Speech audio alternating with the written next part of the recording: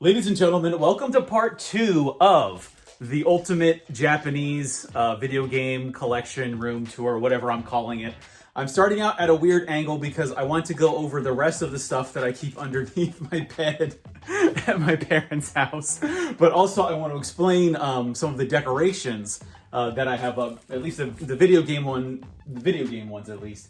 So this is a Hylian shield that my dad made for me after I got obsessed with Ocarina of Time back in like 4th grade, maybe it was 5th grade even. So he made this for me and somehow it survived like 5 different moves. So I keep that. This is some print of art that I found at a museum that I liked. So that's not important. This is a Club Nintendo Legend of Zelda poster. Actually, I think I can take the tripod and move it in a little bit more. So yeah, you can see, please ignore my eBay junk. But you can see that is the Legend of Zelda Twilight Princess poster that I got from Club Nintendo. And then that is actually something else from my dad. That is an OG poster of Moonraker back from, I think, like what, 71?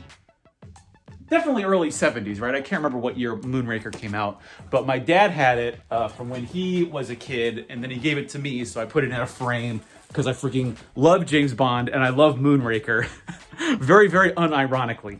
So let's talk about the video games. Here we go. I've consolidated a little bit more for the sake of brevity. Let's see, what's right next to me now? This is my box of boxed and loose portables. I've actually got a lot of crap in here, some of which I need to get rid of. Like this pink Game Boy Advance SP. I'm actually probably gonna sell this eventually because I managed to fix the other SPs that I have. This is one that I got in Japan. It's actually amazing. The screen is in really good condition, but the outside of it, as happens to most SPs these days, you can see that the outside is a bit roughed up, but I actually really, really like the condition of the screen. So someone might get lucky with that on an eBay auction one of these days. I've got some things in these bags here. This is an OG Game Boy DMG. Here's the fat one. I like that it hasn't started to yellow as what happens with a lot of these old Game Boys, and the screen is also intact. Because what happens on a lot of these, and I don't know, no, it's not in here. But what happens on a lot of these old Game Boys is that the polarizers go bad on them. So you'll see this big black blotch on the middle of the screen. Like that happened to the Game Boy Pocket that I have in the box. But here's a silver Game Boy Pocket. And if you want to play like OG Game Boys, I highly recommend using the Game Boy Pocket because the screen is honestly a lot better than the old Game Boy. Oh, so warning. This is a warning to everyone who's watching this. Reminder to take out all of the batteries from your portables, and not just like the alkaline batteries, but the lithium ones. Because the thing with the alkaline batteries is over time they'll start to leak, and so you'll end up corroding the contacts on all of your portable systems. And the lithium batteries that come in things like the DS or say the DSi, this is an American DSi that I got when I was back in college. The batteries on this are ticking time bombs and are just waiting to, I think in a lot of cases, explode. So make sure you take the batteries out of yours. I haven't done it with the newer systems yet, but I definitely did that with my PSP because those things seem to be going first. All the Nintendo consoles, the lithium batteries they put in their systems seem to be aging pretty well, but not so with the PSP, but it's just a matter of time when these things start to be a problem. So I've got here DSi. This is the DS Lite that I got for like $20 at a Gayo once in Japan. What else do I have in here? Oh, what's in this? This is my DS carrying case. What do I have in here? Oh, this is the DSi that I had. Yeah, that's my black DSi that I had.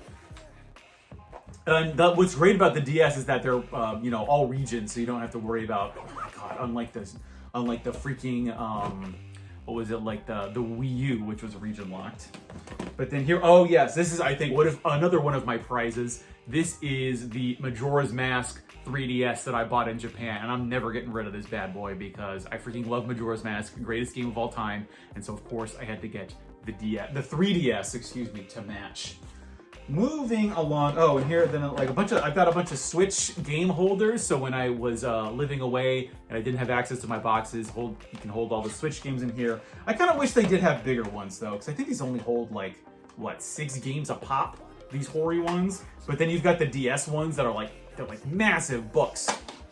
That's really cool. I like those. And then here's, oh yeah, this is my OG 3DS, the red one, of course. And then, oh, here's my Neo Geo Pocket. Yeah, I gotta wrap this one up. This is my Neo Geo Pocket. I only have 2 games for it, so it's not something I play very often. Oh, and then, oh, here's the Pokewalker. Yeah, I've got the Pokewalker. This is from my copy of Pokemon Soul Silver, the one that I bought when I was, again, back in college. So let's move that on the floor there so that it is out of the way. We then go, oh, here's some arcade sticks. This is the Xbox 360 arcade stick, really good when you're playing like a cave shooter. Unfortunately, cave shooters are like $100 now, so I don't think I'll be getting a new one anytime soon, although I do have a few, and we'll probably be getting those eventually. Here is the OG PlayStation fighting stick, which, correct me if I'm wrong, can't you use PlayStation controllers with the PlayStation 2? Which would be very helpful because I don't have to buy a freaking PlayStation 2 fight stick, because the thing about fight sticks is they take up a lot of space, and they're also very like weirdly sized because you have to deal with the actual stick itself, so you have to protect that. So it can be really annoying to store these. I just put them underneath my bed because I don't know what else to do with them.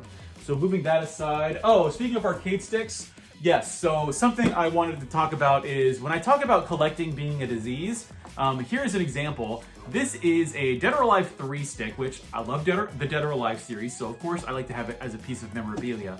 But I bought this probably 5 years ago, and it still has the hard-off shrink wrap on it. So it's not new, but sometimes what hard-offs do is they'll seal them up again. I mean, I did only spend like $10 on this, but think about just the mental space. It may not be the financial or physical space that it takes up, but it's the mental space that it takes up when you have to like worry about your Dead or Alive 3 arcade stick. And especially when, I mean, I've got all the Dead or Alive games for the Xbox, but do I really need the arcade stick? No, this is, I'll allow this. I'm not getting rid of this.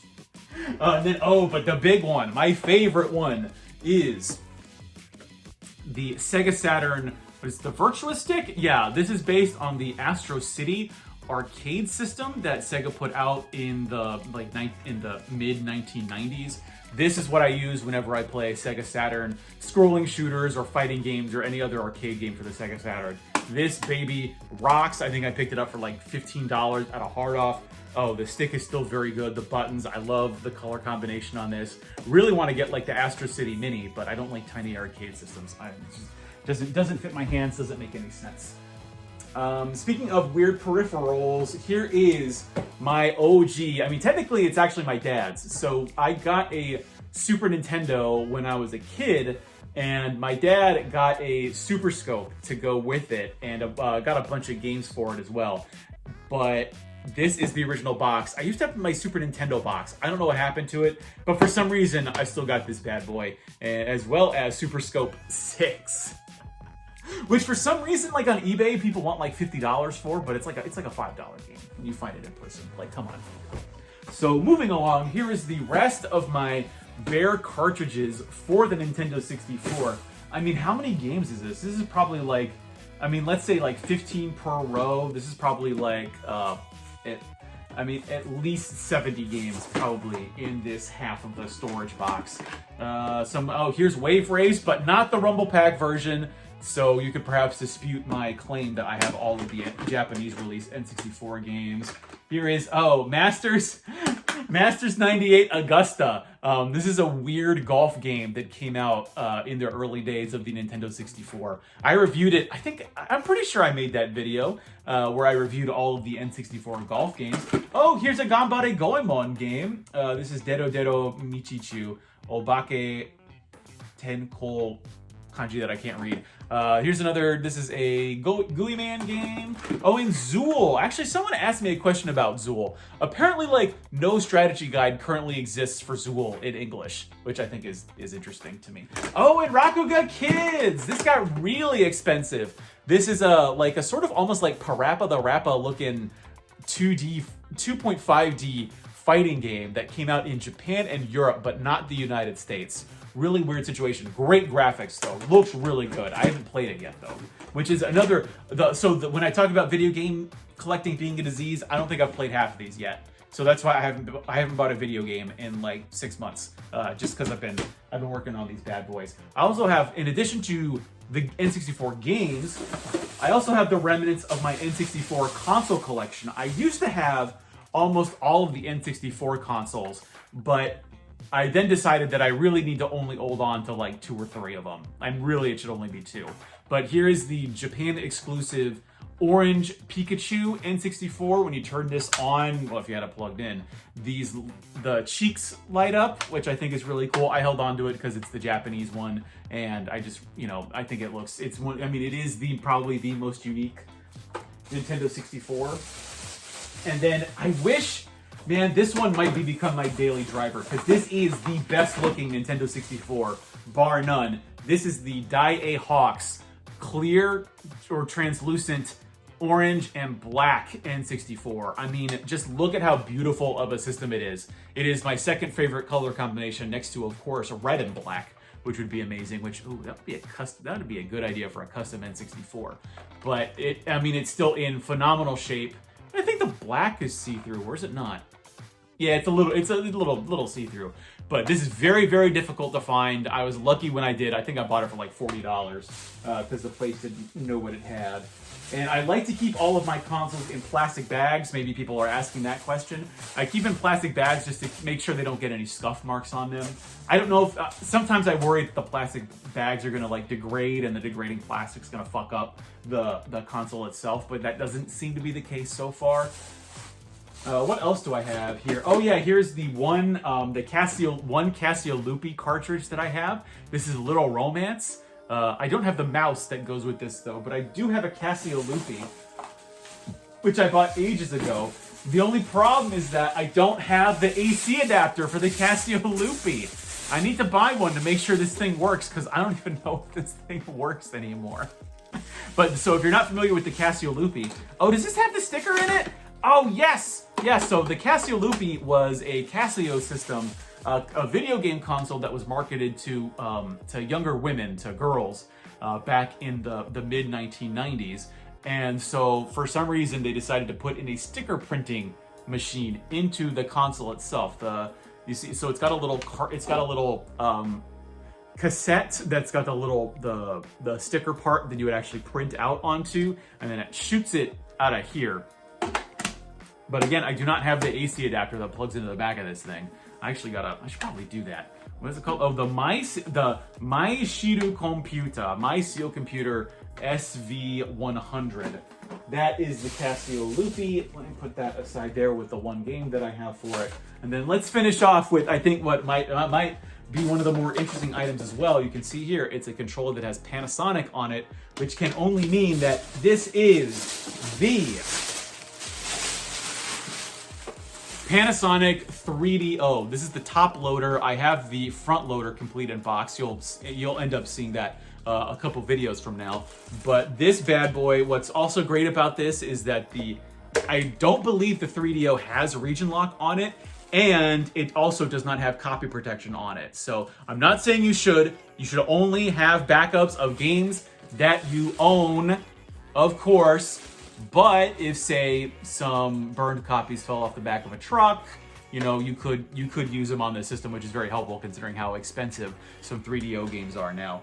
And what's also really great is that the power supply is actually inside, so all you need to do is plug in like your standard like PS4 power cable or Dreamcast power cable, plug it into the back here, and this baby will work. And it does have native S-Video out, which is very, very exciting. So this is the top loader. There's also a front loader. I think those were the only two that ended up being sold in Japan. So that's been more than 10 minutes. This has been everything that I keep underneath my bed in the ultimate Japanese game room, which is what I'm gonna call it now. I've also got my shelves to show you, as well as the closet. And there is a bunch of stuff in the closet that I think you are going to be interested in. That will be, of course, in the next video. Something I haven't been mentioning in these videos is that I am streaming every Saturday and Sunday at 7 p.m. Eastern Standard Time at twitch.tv/JayContra. I hope I'll see you there. I have been your man out of Japan, Jay Contra. Thanks for watching, and mahalo.